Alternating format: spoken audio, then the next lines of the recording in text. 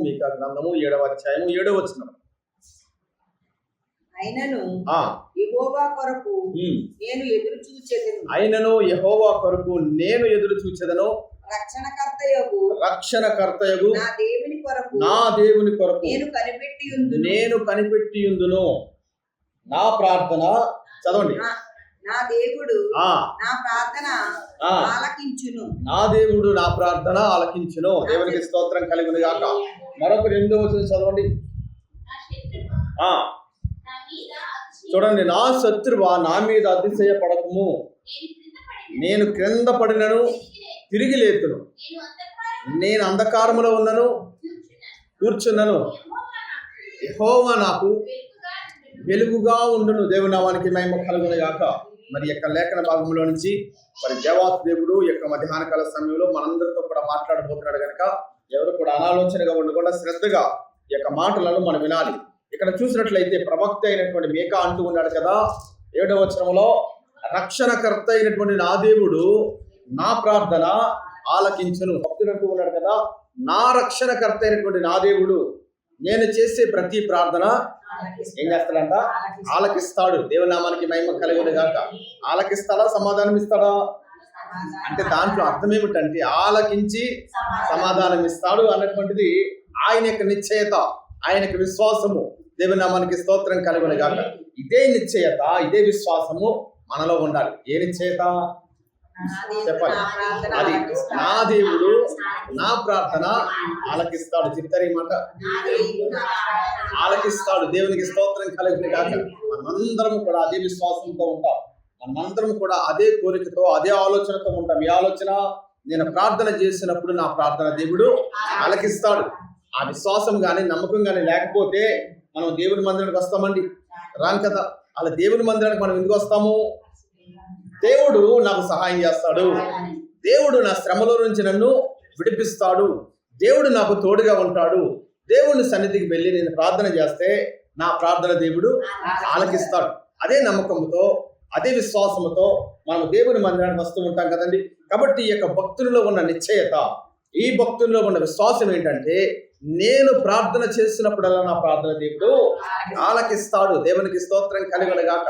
హల్లెలూయా. కాబట్టి మనము కూడా అదే నిశ్చయతలో ఉండాలి, అదే విశ్వాసంలో ఉండాలి. మనం ఏమాత్రం కూడా మరి సన్నగిల్లిపోకుండా, నీరసించిపోకుండా, మరి దిగులు పడకుండా ప్రార్థన విషయంలో ఎలా ఉండాలంట? విశ్వాసముతో ఉండాలి. చెప్పాలి మాట మీద. విశ్వాసముతో ప్రార్థన చేయాలి. విశ్వాస సహితమైన ప్రార్థన రోగిని ఆ మాట పరిశుద్ధ గ్రంథంలో మనం చూస్తూ ఉన్నాం కదా. విశ్వాసముతో చేసిన ప్రార్థన రోగిని ఏం చేస్తుందంట?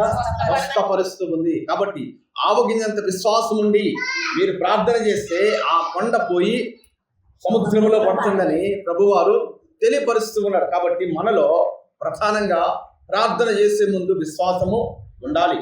విశ్వాసముతో కూడిన ప్రార్థన మనము చేయాలి. అప్పుడే మనలో ఒక నమ్మకం ఉంటుంది. ఏంటంట?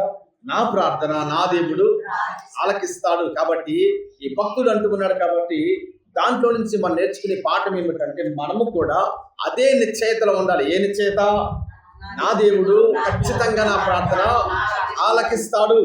నేను ఏ సమయంలో ఎలాంటి పరిస్థితిలో దేవునికి నేను మొరపెట్టినా నా ప్రార్థన నా దేవుడు త్రోసివేయడు. నా ప్రార్థనకు దేవుడు సమాధానమును అనుగ్రహిస్తారన్న విశ్వాసము మనలో అంతకంతకు పెరగాలి. కానీ ఏమవకూడదు? విశ్వాసంలో సన్నగిల్లిపోకూడదు. దేవునికి స్తోత్రం కలుగును గాక. హల్లెలూయా. కాబట్టి చూడండి, మన ప్రార్థన దేవుడు ఆలకించాలంటే, మన ప్రార్థన దేవుడు ఆలకించాలంటే ఆ క్రింద 3 ప్రాముఖ్యమైన విషయాలు కనబడుతూ ఉన్నాయి. ఆ 3 ప్రాముఖ్యమైన విషయాలు ఆత్మీయమైనటువంటి కోణంలో ఇప్పుడు మనం ధ్యానం చేయబోతున్నాం. ఏంటి ఆ 3 విషయాలంటే, ఆ 8వ వచనంలో మీకా గ్రంథము 7వ అధ్యాయము 8వ వచనంలో రాయబడుతున్న మాట చదవండి మరొకసారి. 8వ వచనం, నా శత్రువా నా మీద నా శత్రువా నీవు నా మీద అతిశయపడవద్దు. రెండవది, నేను క్రింద పడినను తిరిగి లేస్తాను. 3వ మాట, నేను అంధకారములో కూర్చున్నాను, నా దేవుడు నా మీద తన వెలుగును ఏం చేస్తాడంట? ప్రకాశింపజేస్తాడు. అర్థమవుతుందండి? నా దేవుడే నా మీద వెలుగుగా ఉదయిస్తాడు అన్నట్లుగా 3 ప్రాముఖ్యమైన మాటలు ఇక్కడ కనబడుతున్న 8వ వచనంలో చూడండి. 7వ వచనానికి 8వ వచనానికి చాలా పెద్ద లింక్ ఉంది. ఆ లింక్ ఏమిటంటే మన ప్రార్థన దేవుడు ఆలకించాలంటే, మన ప్రార్థన దేవుడు అంగీకరించాలంటే, మనము ప్రార్థిస్తూ ఉన్నప్పుడు మన ప్రార్థనకు దేవుని దగ్గర నుంచి సమాధానం రావాలంటే 8వ వచనమే దానికి ఆన్సర్ గా కనబడుతూ ఉంది. ఏంటా ఆన్సర్ అంటే మొట్టమొదటి విషయం ఇప్పుడు మనం ధ్యానం చేద్దాం. ఏంటో మొట్టమొదటి విషయము, నా శత్రువా నీవు నా మీద అతిశయపడవద్దు. అంటే అర్థం ఏంటంటే దీన్ని మనము ఏ కోణంలో ధ్యానం చేయాలంటే చూడండి, శత్రువుకి మనము అవకాశం ఇవ్వకూడదు. చెప్తారే మాట, ఇవ్వకూడదు. ఇస్తే మన ప్రార్థన దేవుడు ఆలకించడు. అంతే కదా అర్థము. మన శత్రువుకి అవకాశం ఇచ్చామనుకోండి, మనము శత్రువు యొక్క ఆ చిక్కుల్లో కూరుకుపోయి ఉంటాము గనక, ఆ శత్రువు యొక్క పాప బంధకాల్లో మనం ఇరుక్కుపోయి ఉంటాము గనక మన ప్రార్థన దేవుని సన్నిధికి చేరనివ్వడు శత్రువు. అర్థమవుతుందా? ఈ శత్రువు ఎలా తిరుగుతూ ఉన్నాడంటే మొదటి పేతురు రాసినటువంటి పత్రిక 5వ అధ్యాయము చూడండి. మొదటి పేతురు రాసినటువంటి పత్రిక 5వ అధ్యాయము 8వ వచనం చదవండి. నిబ్బరమైన బుద్ధి గలవారై చూడండి, మీ విరోధి అయిన అపవాది గర్జించు సింహము వలె ఎవరిని మృంగుదునా అని వెతుకుచూ తిరుగుచూ ఉన్నాడంట. అర్థమవుతుందండి? మరొకటి చదవండి ఇదే మాట. తీసిన వారు మొదటి పేతురు 5వ అధ్యాయము 8వ వచనం. నిర్భరము కలిగి మెలకువగా ఉండి మీ విరోధి అయిన అపవాది గర్జించు సింహము వలె వెదకుచూ తిరుగుచూ ఉన్నాడంట. ఏం చేస్తాడంట? వెదకుచూ తిరుగుచూ ఉన్నాడు. ఎవరిని వెతుకుతున్నాడు? ఏమండి, ఎవరిని వెతుకుతున్నాడు? విశ్వాసులనా, లోకంలో ఉన్నవారనా? అపవాదికి ఎవరు కావాలి? అంతే కదండి. ఆల్రెడీ లోకంలో ఉన్నవారు తన బంధకాల్లోనే ఉన్నారు, తన యొక్క మరి ఉచ్చుల్లోనే చిక్కబడి ఉన్నారు. వారి విషయంలో అతనికి ఏమీ చింత లేదు. ఎందుకంటే వారందరూ కూడా తన యొక్క ఆధీనంలో ఉన్నారు కనుక. ఇప్పుడు ఎవరిని వెతుకుతూ ఉన్నాడంటే, ఎవరిని వెతుకుతూ తిరుగుతూ ఉన్నాడంటే ఇదిగో యేసు రక్తములో కడగబడిన జనాంగము కొరకు. ఎవరి కొరకు అంట? యేసు రక్తములో కడగబడిన జనాంగం, దేవుని బిడ్డలుగాను, విశ్వాసులుగాను, సేవకులుగాను మరి యొక్క లోకములో ఉన్నటువంటి వారిని వెదకుచూ తిరుగుచూ ఉన్నాడు. ఎందుకని? వారిని తన యొక్క పాపములోకి, తన యొక్క ఆధీనంలోకి తీసుకుని వారిని బట్టి అతిశయించాలని ఈ యొక్క అపవాది ఏం చేస్తాడంటే శత్రువు వెదకుచూ తిరుగుచూ ఉన్నాడు. కాబట్టి మనం ఏం చేయాలంటే ఈ క్రమంలో శత్రువుకి అవకాశము మనము ఇవ్వకూడదు. మరొకసారి చెప్తారు ఈ మాట, అవకాశం ఇవ్వకూడదు. ఎలా వస్తాడు మనకు అవకాశం ఇవ్వడానికి? ఎలా మనల్ని శోధిస్తాడండి? అపవాది సాతాను ఏ రీతిగా మనల్ని శోధిస్తాడు? ఎలాంటి పరిస్థితుల్లో మనల్ని శోధిస్తాడు? దేవుని మనకి స్తోత్రం కలుగునుగాక. ఇప్పుడు సాతాను మనల్ని శోధిస్తూ ఉంటాడంటే దైవికమైన కార్యాల్లో మనము ఆసక్తిగా ఉన్నప్పుడు. అర్థమవుతుందండి? దైవికమైన కార్యాల్లో, భక్తి కార్యక్రమాల్లో ఆసక్తిగా ఉన్నప్పుడు అప్పుడే సాతాను మనల్ని ఏం చేస్తాడంట? శోధిస్తూ ఉంటాడు. ఇంకా మీకు బాగా అర్థం కావాలంటే, నేను 1 గంట ప్రార్థన చేయాలి అని మీరు తీర్మానించుకొని పనులన్నీ కూడా పక్కన పెట్టేసి ఇదిగో ఫోన్ కూడా స్విచ్ ఆఫ్ చేసేసి ప్రార్థన చేయడానికి సిద్ధమవుతూ ఉంటారు. అప్పుడే మీ దగ్గరికి వెదకుచూ ఏం చేస్తాడంట? దగ్గరికి వస్తూ ఉంటాడనమాట. మీరు ఊహించని విధముగా, మీరు అనుకోని విధముగా ఏదో ఒక సమస్య, ఏదో ఒక ఇబ్బంది, ఏదో ఒక శోధన మీకు ఎదురవుతూ ఉంది. ఆ శోధనలో పడిపోయి 1 గంట ప్రార్థన ఏమైపోతుంది? ఎలా ఎగిరిపోతూ ఉందన్నమాట. అలాగ సాతాను ఏం చేస్తాడంట? మనలను ఇదిగో మరి దైవికమైన కార్యక్రమాల్లో, భక్తి కార్యక్రమాల్లో దేవునికి దగ్గర అవ్వకుండా చేయాలని వాడు అహర్నిశలు ప్రయత్నాలు చేస్తూ ఉంటాడు. కాబట్టి సాతానికి మనం ఏం చేయకూడదు? అవకాశం ఇవ్వకూడదు.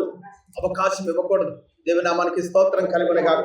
మరి పరిశుద్ధ గ్రంథములో కానీ మనం చూసినట్లయితే కనుక మరి యెహోషువ గ్రంథములో మరొక భక్తుడు మనకు కనబడుతూ ఉన్నాడు. 7వ అధ్యాయం 1వ వచనం చూడండి. యెహోషువ గ్రంథములో శపితమైన దాని విషయంలో ఎట్లనగా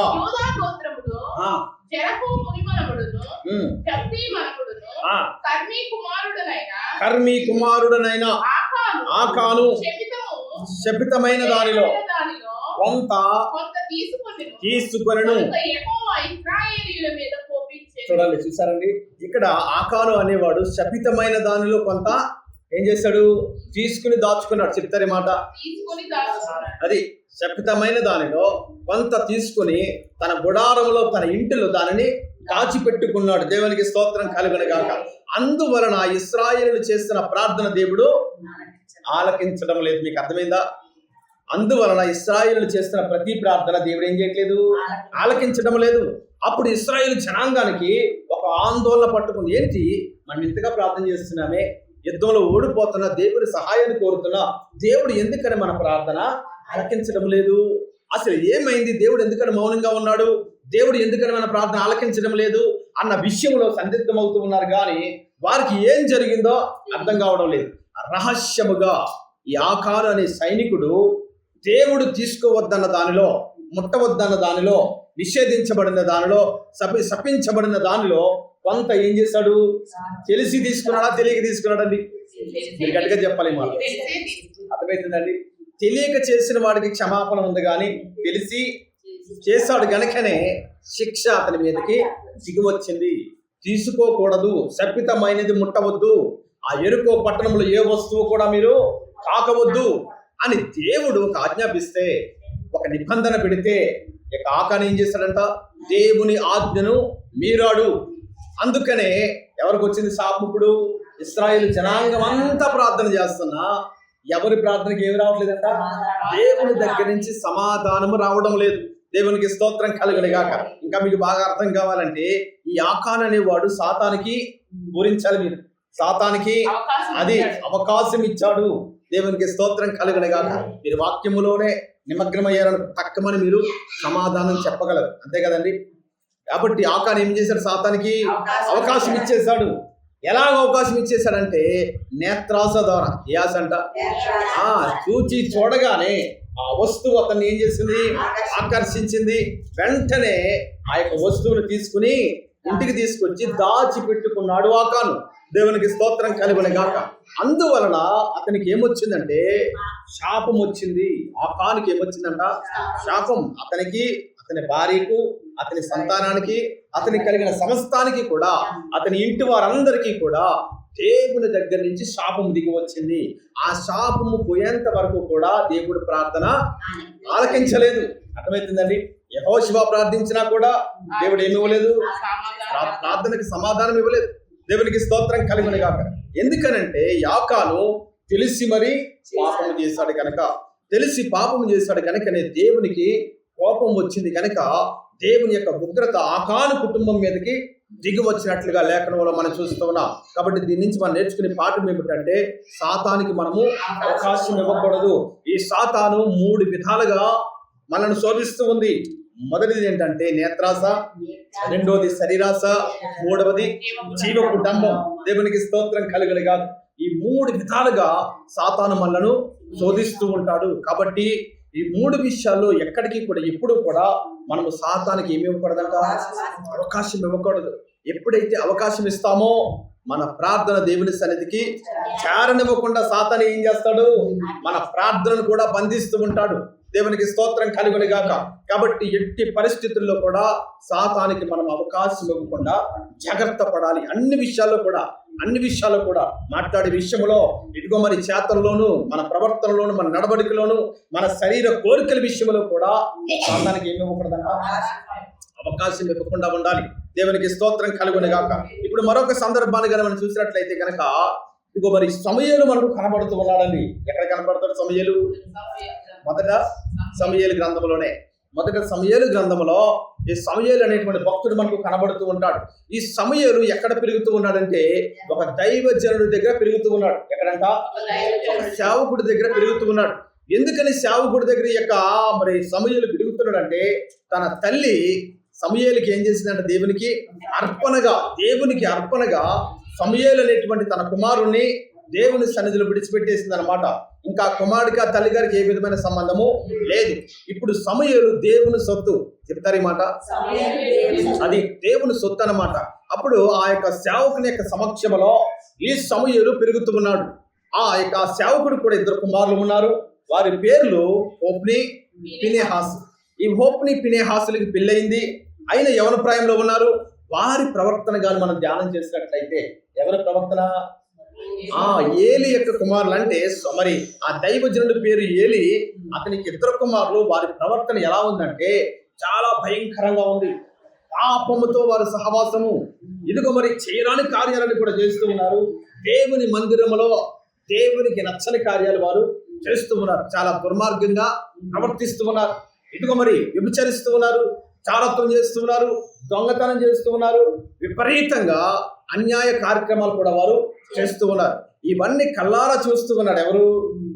సమూయేలు. చెప్పాలి మీరు మాట. ఈ విషయాలను ఎవరు చూస్తున్నారంట? కళ్ళారా చూస్తూ ఉన్నాడు. అయినప్పటికీ కూడా సాతానికి ఎంత మాత్రం కూడా సమూయేలు అవకాశం ఇవ్వడం లేదు. దేవునికి స్తోత్రం కలుగును గాక. పాపం చేసే పరిస్థితులు ఉన్నాయి అక్కడ. అతను కూడా వారికి వలె పాపంలో పడిపోయే సందర్భం ఉంది, అవకాశాలు ఉన్నాయి. కానీ అయినప్పటికీ కూడా ఎలా ఉన్నాడంట? ఏమాత్రములో కూడా ఇదిగో మరి నేత్రాసు ద్వారా కానీ, శరీరాసు ద్వారా కానీ, జీవ కుటుంబం ద్వారా కానీ ఏ రీతిగా పాపము చేయకుండా ఈ సమూయేలు అనేటువంటి భక్తుడు తన పరిశుద్ధతను కాపాడుకుంటూ ఉన్నాడు. దేవునికి స్తోత్రం కలుగును గాక. మరి ఏలి కుమారులు ఏం చేస్తున్నారు? 100% సాతానికి అవకాశం ఇచ్చేస్తూ ఉన్నారు కనుక వారు సాతాను యొక్క ఆధీనంలో ఉన్నారు. ఎక్కడంట? సాతాను యొక్క ఆధీనంలోకి వెళ్ళిపోయారు వాళ్ళు. ఇదిగో ఆ పాపంలో నుంచి బయటికి రాలేకపోతూ ఉన్నారు. ఆ పాపంలో కొట్టుమిట్టాడుతూ ఉన్నారు. పాపాన్ని ఆనందిస్తూ ఉన్నారు. ఏం చేస్తారంట? పాపాన్ని ఆనందిస్తూ ఉన్నారు, పాపంలో ఆనందిస్తూ ఉన్నారు. దేవుని మాటను గాని, ఆజ్ఞని గాని, దేవునికి లోబట్టము గాని ఏమాత్రము కూడా వారు చేయలేకపోతూ ఉన్నారు. ఒకసారి తన తండ్రి పిలిచి, అయినా మీరు చేస్తున్న పని నాకు వినబడిందయ్యా, ఇలాంటి పనులు మీరు చేయకూడదు, చేసినట్లయితే దేవుని పాపం వస్తుందయ్యా, దేవుని ఎదుట మీరు పాపం చేస్తున్నారు కనుక మిమ్మల్ని ఎవరిని కూడా రక్షించలేడు, నేను ప్రార్థన చేసిన నా ప్రార్థన కూడా దేవుడు అంగీకరించడు. కాబట్టి ఇప్పుడైనా మీరు ఏం చేయాలి? మారండి. ఇప్పుడైనా మీరు మారండి, మీ ప్రవర్తన మార్చుకోండి, మీ పరిశుద్ధతను కాపాడుకోండి, దేవుని పాదాలు పట్టుకుని మీరు ప్రార్థన చేయండి అని కాళ్ళ వేళ్ళ బతిమాలి తన తండ్రి వృద్ధాప్యంలో ఉన్నాడు. అయినప్పటికీ కూడా తండ్రి మాటను వారు ఏమాత్రం లెక్క చేయటం లేదండి. ఆ పాపములోనే, ఆ చెడులోనే, ఆ దుర్మార్గములోనే వారు ఉన్నారు. ఇదిగో సాతానికి అవకాశం ఇస్తూనే వెళ్ళారు. చివరికి ఏమైందంట? ఒకే రోజున, ఒకే మరణంలో ఆ ఇద్దరు కుమారులు చనిపోయారు. ఎంత భయంకరమో చూసారా? కానీ సమూయేలు మాత్రము పాపము చేసే అవకాశాలు అక్కడ పుష్కలంగా ఉన్నప్పటికీ కూడా తాను నిరోధించడానికి తన తల్లిదండ్రులు కానీ, బంధువులు కానీ ఎవరు కూడా అక్కడ లేకపోయినప్పటికీ కూడా, తన మీద అజమాయిషీ చేసేవారు ఎవరు కూడా అక్కడ లేకపోయినప్పటికీ కూడా దేవుని భయముతో మాత్రమే, ఏ భయమంట? దేవుని భయముతో మాత్రమే సమూయేలు తన పరిశుద్ధతను కాపాడుకుని సాతానికి ఏమాత్రం కూడా అవకాశం ఇవ్వలేదు కనుకనే ఎలా మారాడంట? 2వ అధ్యాయము మనం చూసినట్లయితే 15వ వచనము 16వ వచనము చూడండి. సమూయేలు మనుష్యుల దయలోను బాలుడగు సమూయేలు ఇంకనూ ఎదుగుచు, చూడండి, యెహోవా దయందును మనుష్యుల దయలోను వర్ధిల్లుచు ఉన్నానంట. దేవునికి స్తోత్రం కలుగును గాక. చూసారా? ఇలాగ ఇంతగా వర్ధిల్లడానికి గల కారణం ఏంటంటే సమూయేలు సాతానికి, చెప్పాలి మీరు, సమూయేలు సాతానికి అవకాశం ఇవ్వలేదు కనుకనే మనుషుల దయలో వర్ధిల్లాడు, దేవుని దయలో కూడా వర్ధిల్లాడు. దేవునికి స్తోత్రం కలుగును గాక. సమూయేలు ప్రార్థన చేస్తే దేవుని దగ్గర నుంచి సమాధానము దిగి రావలసిందే. అంతటి స్థితిలోకి వెళ్ళిపోయాడు సమూయేలు. కారణం ఏమిటంటే సమూయేలు సాతానికి అవకాశం ఇవ్వలేదు. దేవునికి స్తోత్రం కలుగును గాక. మరొక సందర్భం మనకు బాగా తెలిసిన సందర్భమే యోసేపు జీవితాన్ని కానీ మనము ధ్యానం చేసినట్లయితే కనుక, యోసేపును అన్నలు ఏం చేశారంట? ఇస్మాయేలీలకు అనే వారికి అమ్మేశారు. 30 మరి వెండి నాణాలకు ఏం చేశారంట? 20 వెండి నాణాలకు అమ్మేస్తారు కదండి. అమ్మేసినప్పుడు ఆ యొక్క యోసేపు మరి అక్కడి నుంచి మరి వేరొకరు అతను కొనుక్కోవడం జరిగింది. ఆ కొనుక్కున్న తర్వాత పొతీఫర్ అనేటువంటి ఇంటిలో ఏం చేస్తున్నాడంటే పని చేస్తూ ఉన్నాడు. మొదటిగా దాసుడిగా వెళ్ళాడు. ఆ దాసుడు కాస్త ఎలా మారిపోయాడు? అధికారిగా మారిపోయాడు. ఇంటి మీదనే అధికారి. చిత్తరి మాట, ఒక ఇంటి మీద అధికారిగా ఆ యోసేపు మారిపోయాడండి. చూసారా? అత్యున్నతమైన స్థితిలో ఉన్నాడు. అక్కడ కూడా ఒక శోధన ఎదురైంది. ఎవరికి? యోసేపుకి. దేవునికి స్తోత్రం కలుగును గాక. ఒక స్త్రీ ద్వారా శోధన ఎదురైనప్పటికీ కూడా, ఆ యొక్క ఇంటిలో ఇద్దరే ఉన్నప్పటికీ కూడా, 3వ కంటికి తెలిసే పరిస్థితి కూడా అక్కడ లేనప్పటికీ కూడా పాపము చేసే అవకాశము యోసేపుకి ఉన్నప్పటికీ కూడా సాతానికి మాత్రం చెప్పలేదు, అవకాశం ఇవ్వలేదు. దేవునికి స్తోత్రం కలుగును గాక. అక్కడి నుంచి పారిపోయాడు కానీ ఏం చేయలేదంట, సాతానికి లోబడలేదు. దేవుని నామానికి స్తోత్రం కలుగును గాక. ఆయన అంటాడు కదా ఒక చక్కని మాట, నా దేవునికి వ్యతిరేకంగా ఇంత ఘోరాతి ఘోరమైన పాపమును నేను ఎలా చేయగలను అని తనకు తాను ప్రశ్నించుకుని ఏమాత్రం కూడా పాపము చేయకుండా ఏం చేశాడట, ఆ స్థలము విడిచిపెట్టి దూరముగా పారిపోయాడు. తర్వాత అతనికి ఏమి ఎదురైందంట, శోధన ఎదురైంది, కష్టం ఎదురైంది, జైల్లో పడేశారు. అయినప్పటికీ కూడా ఏం చేస్తారు, ఏం చేయట్లేదంట, సాతానికి అవకాశం మాత్రం ఇవ్వటం లేదు. దేవుని మనకి స్తోత్రం కలుగును గాక. కాబట్టి రెండు సందర్భాల ద్వారా, ఒక పక్క సమూయేలు నుంచి, ఒక పక్క యోసేపు నుంచి మనం నేర్చుకునే పాఠం ఏమిటంటే, సాతానికి మనం అవకాశము ఇవ్వకూడదు.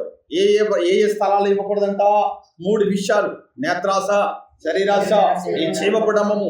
ఈ 3 విషయాల్లో మనం ఎంత మాత్రము కూడా సాతానికి అవకాశము ఇవ్వకూడదు. దేవునికి స్తోత్రం కలుగును గాక.